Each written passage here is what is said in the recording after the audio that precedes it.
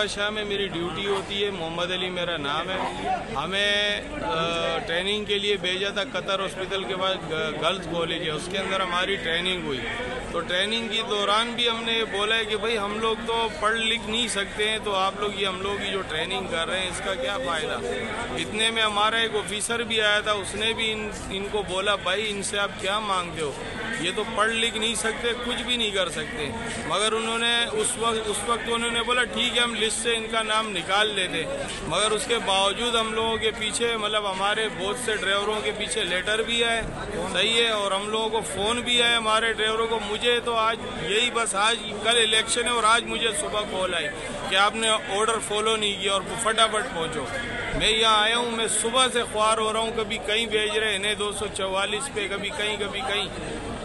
अभी जाके मेरा ये लेटर निकला है, मैं ड्राइवर हूँ और मैं जो हूँ ना मैं ड्राइवर हूँ और ये मेरा लेटर है, ये निकला है। इसमें जो है ना मैं ड्राइवर हूँ और मुझे प्रिजाइडिंग ऑफिसर बना दिया गया है। अब मैं क्या तरीका कार करूँ, मेरे तो समझ से बाहर है।